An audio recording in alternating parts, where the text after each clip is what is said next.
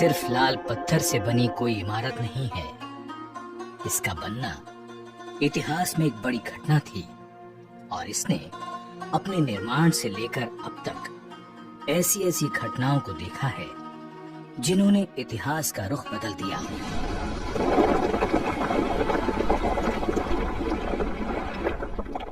ये है दिल्ली का लाल किला।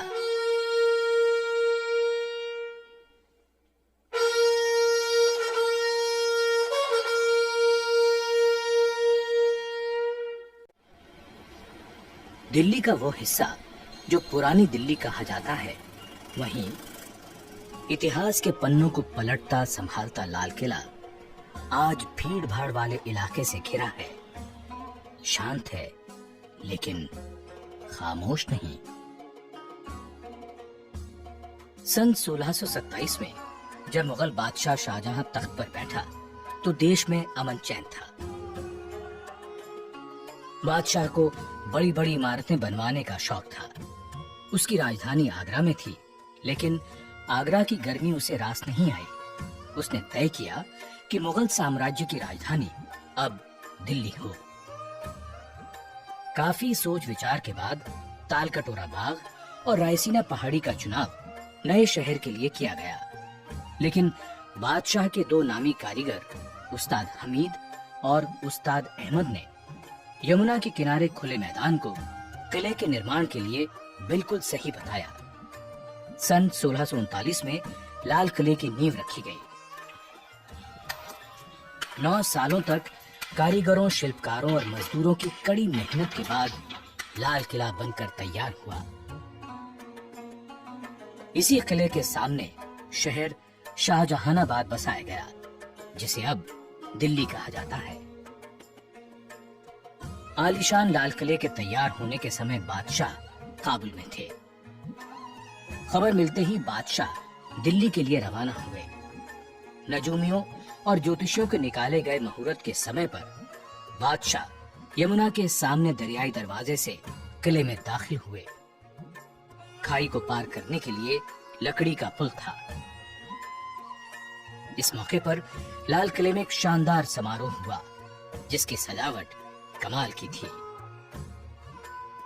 आगरा के किले से दुगने आकार के लाल किले की दीवारें यमुना की ओर 60 फुट ऊंची हैं और सामने की दीवार 110 फुट ऊंची है। इसमें 75 फुट दीवार खंदक की सतह से ऊपर है और बाकी खंदक की सतह तक है। किले के पीछे यानी पूर्व में यमुना नदी किले के साथ बहती थी और 3 तरफ खंदक थी। इनमें रंग बिरंगी मछलियां थीं। खाई के साथ साथ हरे भरे बाग थे, लेकिन ब्रिटिश शासनकाल में ये गायब हो गए। लाल किले और सलीमगढ़ किले को जोड़ता एक पुल है। लाल किले से सटा हुआ सलीमगढ़ का किला है, जिसका निर्माण शेर शाह सूरी के बेटे सलीम शाह सूरी ने सन 1546 में करवाया था। सलीमगढ़ किले का इस्तेमाल शाही कैद खाने के रूप में होता था। लाल किले की प्राचीर का निर्माण औरंगजेब ने करवाया था। किले को आड़ देने के लिए उसने ये दीवार बनवाई, जिसे घूंघट वाली दीवार कहा जाने लगा। शाहजहां ने अपनी कैद के दिनों में से आगरा से औरंगजेब को लिखा था कि दीवार बनवाकर मानो किले की दुल्हन के चेहरे पर तुमने नकाब डाल दी है। किले के दक्षिण में दिल्ली दरवाजा है, जो जामा मस्जिद की तरफ है। बादशाह इसी दरवाजे से नमाज पढ़ने जामा मस्जिद जाया करते थे। सन 1903 में लॉर्ड कर्जन ने इस दरवाजे के दोनों ओर पत्थर के हाथी खड़े करवा दिए।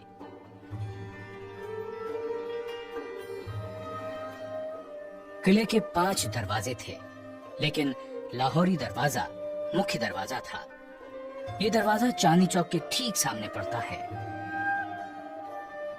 लाहौरी दरवाजे से प्रवेश करते ही छत्ता बाजार शुरू हो जाता है।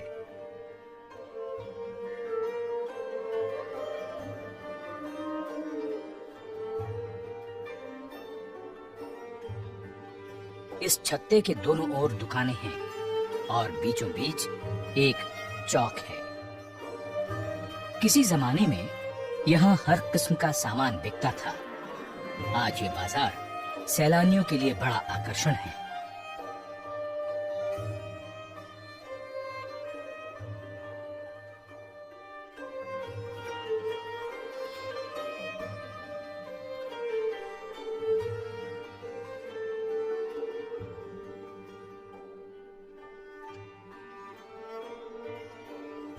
लाहौरी दरवाजे के छत्ते से निकलकर नजर पड़ती है नक्कार खाने की 2 मंजिला इमारत पर।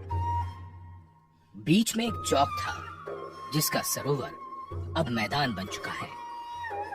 चौक के इर्द गिर्द मनसबदारों सामंतों के मकान, दफ्तर और बैठकें थीं जो अब धूल में मिल चुके हैं।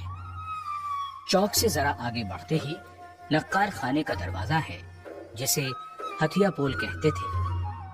कुछ कहते हैं इसका यह नाम इसलिए पड़ा क्योंकि दरवाजे के दोनों ओर पत्थर के हाथी खड़े थे। इस दरवाजे से आगे किसी को भी अपनी सवारी में बैठकर जाने की इजाजत नहीं थी, सिर्फ शाही खानदान के सदस्यों को छोड़कर। नक्कार खाने में हर रोज 5 बार नौबत बजती थी। इतवार को सारे दिन नौबत बजती थी। इसके अलावा बादशाह के जन्मदिन पर भी पूरे दिन नौबत बजा करती थी। 2 मंजिला नक्कार खाने का दालान 70 फुट चौड़ा और 46 फुट ऊंचा है, जिसके चारों कोनों पर बुर्जियां हैं। इसी नौबत खाने में मुगल बादशाह जहांदार शाह और फर्रुख सेहर को कत्ल किया गया था। नक्कार खाने से सामने नजर जाती है दीवाने आम की ओर। इसने वो शानो शौकत, वो दौर भी देखा जब किले में बादशाह के पहली बार आने पर जो जलसा हुआ। तब यहाँ चांदी के खंभों पर दल बादल नाम का एक आलीशान शामियाना लगाया गया था, जिसकी कीमत उस समय 1 लाख रुपए थी। इसे बनाने में 7 साल का समय लगा और इसे अहमदाबाद के शाही कारखाने में तैयार करवाया गया था। यहाँ जगह जगह बेशकीमती कश्मीरी कालीन से सजावट की गई। ऐसी सजावट, ऐसी शान जिसका मुकाबला दुनिया में कहीं नहीं था। ये दीवाने आम का दालान है जिसने मानो इतिहास के इतने उतार चढ़ाव देखे कि चुप्पी से साथ ली। दीवाने आम में जहां जहां सोने का काम और कीमती पत्थर जड़े हुए थे उन्हें निकाल लिया गया, लेकिन उसके जो निशान बाकी हैं वो भी कम खूबसूरत नहीं है। 3 तरफ से खुले दालान की लंबाई 80 फुट और चौड़ाई 40 फुट है। छत की ऊंचाई 30 फुट है। इस दीवाने आम की खूबसूरती लाल खंभों की कतारों से कई गुना बढ़ जाती है। दालान में 7-7 दरों की 3 कतारें हैं। हर एक दर में 4-4 खंभे 6-6 फुट के अंतर पर हैं। दालान के आगे 10 बड़े खंभे हैं। दीवाने आम की पीछे की दीवार के बीच में 21 फुट चौड़े संगमरमर पर पच्ची कारी का बेहद खूबसूरत काम है। बेल बूटे, फूल पत्तियां किसी बागीचे का एहसास कराते हैं। पत्थर की चिड़िया लगता है उड़ने को बेचैन है। खूबसूरत रंगीन पत्थरों का काम मन को लुभाता है। यहीं 8 फुट ऊंचाई पर सिंहासन की जगह है। जब कभी दरबारे आम होता था, बादशाह यहीं बैठते थे। उनकी सिंहासन के नीचे संगमरमर का एक सुंदर तख्त है जो 3 फुट ऊंचा, 7 फुट लंबा और 4 फुट चौड़ा है। इसी तख्त पर खड़े होकर वजीर बादशाह से निवेदन करते या कोई अर्जी पेश करते थे। इस तख्त का खूबसूरत महंगा काम लोग ले गए। दीवाने आम में बेहद खास मौकों पर तख्त ताउस लाया जाता था जिस पर बादशाह बैठते थे। दीवाने आम के उत्तर में सहन से निकलकर दरवाजा था जिसे लाल पर्दा कहते थे। वहां से नदी की दीवार की ओर दीवाने खास, हमाम, मोती मस्जिद और बादशाह के निजी मकान थे। यहीं से रंग महल और जनान खाने को रास्ता जाता है। इसी के उत्तर की ओर मशहूर हयात बख्श बाग था, जिसका अब नामो निशान भी नहीं है।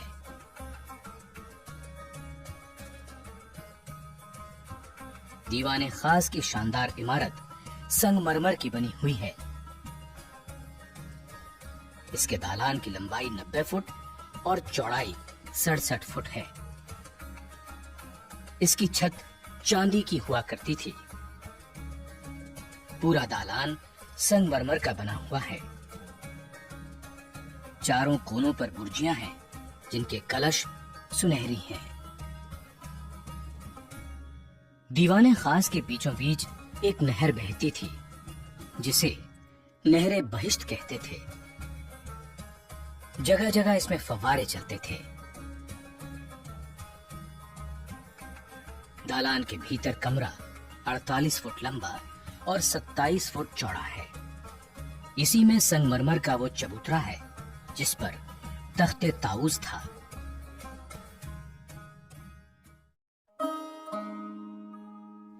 इसी दीवाने खास में लिखा है, अगर फिरदौस पर रुए जमी अस्त, हमी अस्तो हमी अस्तो हमी अस्त। यानी यदि पृथ्वी पर कहीं स्वर्ग है तो वो यही है, यही है, यही है। तख्ते ताऊस हीरे जवाहरात से जड़ा सिंहासन था, जिसमें ठोस सोने के 6 पाए थे। इसमें जवाहरात, मोतियों और नीलम से जड़े 2 मोर थे। तख्ते ताऊस की कीमत का अंदाजा 17वीं सदी में भी करोड़ों रुपयों में लगाया गया था। दीवाने खास वो जगह है जहां मुगल बादशाह मोहम्मद शाह से नादिर शाह मिला। ईरान का राजा वही नादिर शाह जिसने दिल्ली को लूटा, तख्ते ताऊस ले गया और यहीं धोखे से बादशाह से पगड़ी बदलकर कोहिनूर हीरा भी हथिया लिया। यहीं जनवरी 1858 में आखिरी मुगल बादशाह बहादुर शाह जफर पर मुकदमा चलाने का अंग्रेजों ने ढोंग भी किया। शाहजहां के वैभवशाली दिनों से लेकर अंग्रेजी शासन तक कैसे कैसे दिन देखे हैं इस लाल किले ने।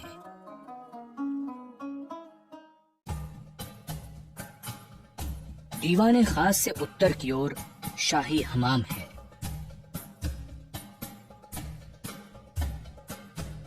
हमाम में 3 बड़े कमरे हैं, जिनमें स्नान के लिए हौज हैं।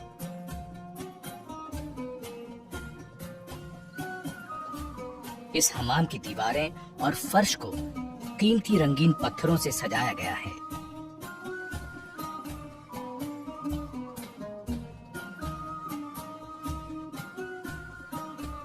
ठंडे और गर्म पानी की यहाँ व्यवस्था थी। हमाम में नहर थी जिससे पानी पहुंचता था। कहते हैं पानी को गर्म करने के लिए 125 मन लकड़ियां जलाई जाती थीं। यहाँ के फव्वारों से गुलाब जल की फुहारें खुशबुओं का छिड़काव करती थीं।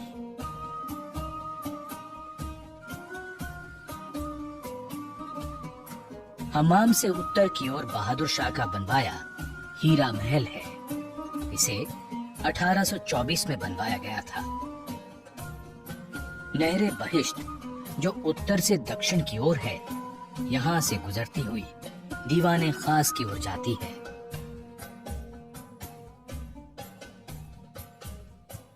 शाहजहां के बनवाए लाल किले में औरंगजेब ने मोती मस्जिद का निर्माण करवाया, जो संगमरमर की बनी एक खूबसूरत इमारत है। ये बादशाह और उनकी बेगमों के लिए बनवाई गई थी। मस्जिद में दाखिल होने के लिए पीतल का दरवाजा है।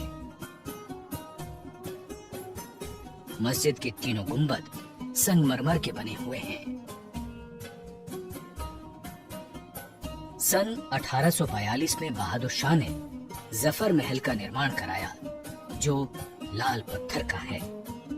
ये मेहताब बाग के हौज के बीचों बीच है। इसमें आने जाने के लिए एक पुल भी था। 1857 के बाद ये हौज फौजियों के तैरने के लिए बना दिया गया। दीवाने खास के दक्षिण में संगमरमर के बने खास महल के बीच से नहर बहती थी। तस्बीह खाना, ख्वाबगाह और बड़ी बैठक, इस संगमरमर के महल की 3 तस्वीरें हैं। तस्बीह खाना बादशाह के एकांत क्षणों में इबादत का गवाह होने के साथ वैभव का भी प्रतीक है। यहाँ दीवार के बीच में संगमरमर का तराजू है और वहाँ लिखा है मीज़ाने अदल, यानी न्याय का तराजू। तारों का झुरमुट तराजू को घेरे हुए है और इसी तारों के झुरमुट से निकलता हुआ चांद भी देखा जा सकता है। अच्छी कारी और खूबसूरत जालियों का शिल्प बरबस ही मन को मोह लेता है। तस्बीह खाने में से शयन कक्ष का रास्ता है। इन सभी कमरों में पच्ची कारी का खूबसूरत काम है। जगह जगह कीमती पत्थर और नगीने लोग निकाल कर ले गए। नहरे बहिश्त में बने संगमरमर के हौज में फूल पत्तियां पच्ची कारी की शक्ल में बिखरी पड़ी हैं। इनके बारीक सुराखों से फव्वारे निकलते थे। नहरे बहिश्त यहाँ से आगे रंग महल की ओर चली जाती हैं।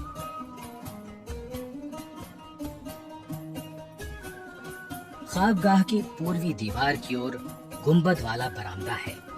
यहाँ 8 कोणों वाला कमरा है जिसके ऊपर गुंबद है। ये मुसम्मन बुर्ज है। इसी के नीचे यमुना की ओर दरियाई दरवाजा है, जिससे बादशाह शाहजहां बड़ी धूमधाम से पहली बार इस किले में दाखिल हुए थे। यहीं झरोखे से बादशाह जनता को दर्शन दिया करते थे। मुसम्मन बुर्ज से ही 1857 में आखिरी मुगल बादशाह ने सामने के मैदान में खड़ी क्रांतिकारियों की फौज से बात की थी। पुराना मुसम्मन बुर्ज अब नहीं रहा। ये बुर्ज 1857 के बाद का बना है। पुराने बुर्ज पर सोने का पत्थर चढ़ा था। दीवाने आम के ठीक पीछे आलीशान रंग महल है। इसका सहन बहुत चौड़ा है। 13 दालान 5 हिस्सों में बटा हुआ है। नहरे बहिश्त इसके बीच से बहती थी, जो इसे ठंडा रखती थी।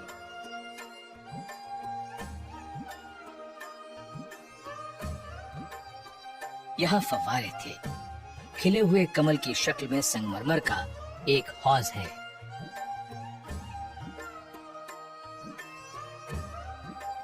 इस महल की छत चांदी की थी, जिसे उखाड़कर तांबे की लगा दी गई और बाद में तांबे की भी छत उखाड़कर लकड़ी की सिंदूरी रंग की छत लगा दी गई।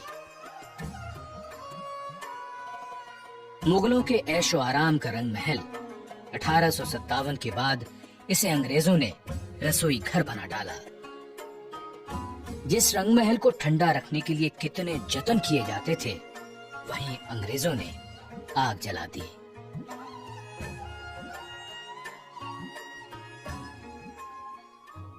मुमताज महल बड़े महलों में से एक था, जिसकी छत के चारों कोनों पर सुनहरी छतरियां थीं, जो समय की मार नहीं झेल पाई। 1857 के बाद इसे कैद खाने में बदल दिया गया। अब ये संग्रहालय बन चुका है।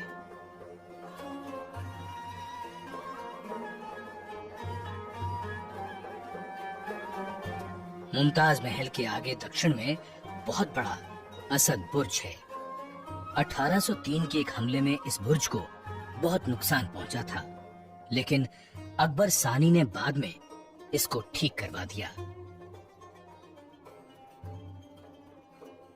शाह बुर्ज किले के 3 मुख्य बुर्जों में से एक है। ये उत्तर पूर्व के कोने पर है। पहले ये 3 मंजिला था। गुंबद 1857 की क्रांति में जाता रहा। किले में हर जगह पानी जाने के लिए खिड़कियां इसी बुर्ज में हैं। इसी बुर्ज के पास से नहरे बहिश्त यानी स्वर्ग की नहर निकलती है। नहरे बहिश्त को भरा रखने के लिए किले के बाहर से शाह बुर्ज तक पानी उठाना एक बेहद मुश्किल काम था। ये पानी संगमरमर की चादर से टकराकर हौज में गिरता था और वहां से नहरे बहिश्त में समा जाता था। इधर शाह बुर्ज के कमरों में पानी की कलकल गूंजती रहती थी। हयात बख्श बाग के मैदान में संगमरमर की 2 इमारतें सहेलियों की तरह बतियाती मालूम पड़ती हैं और ऐसा लगता है इनकी बातें जल महल चुपचाप सुनता रहता है। उत्तर की इमारत सावन है तो दक्षिण वाली है भादो।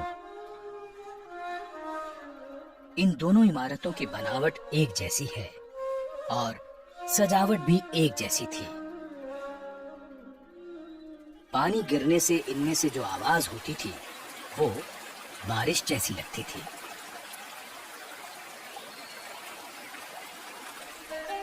लाल किला मुगलों के जमाने से ही सत्ता का प्रतीक रहा।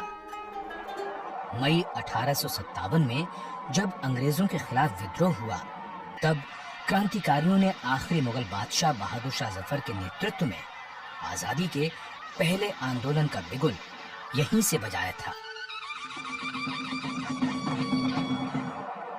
1857 में जब लाल किला अंग्रेजों के कब्जे में आया उसके बाद इसमें बहुत सी तब्दीलियां आईं। किले की कई इमारतों को ढांकर फौजियों के लिए बैरक बनवा दी गई। लाल किला अब बादशाह का आलीशान महल नहीं रहा, वो अब अंग्रेजी फौज की छावनी बन गया था।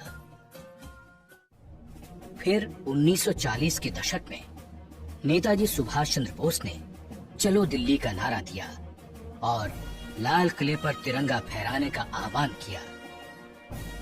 इसी लाल किले में आजाद हिंद फौज के अफसरों पर अंग्रेजों की ओर से मुकदमा भी चलाया गया।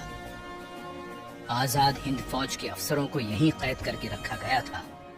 इस ऐतिहासिक मुकदमे में पंडित नेहरू, भूलाभाई देसाई और कैलाशनाथ काटजू बचाव पक्ष के वकील थे। उस वक्त ये नारा देश भर में गूंजा था, लाल किले से आई आवाज, सहगल ढिल्लो शाहनवाज।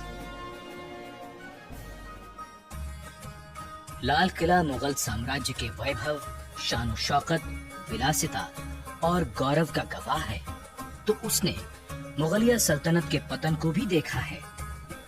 बादशाहों की मजबूरियों पर आंसू बहाए हैं, जालिमों के जुल्म और लुटेरों की लूट दर्ज की है।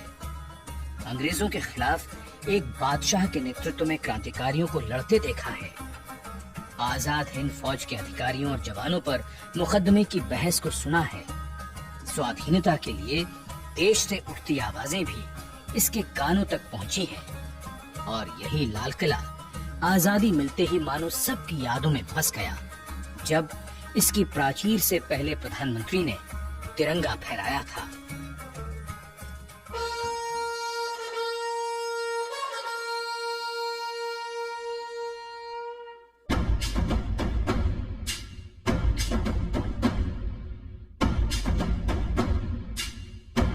वक्त के कितने दौर गुजर गए। लाल किला हर दौर में अपने आप को जैसे ढालता चला गया।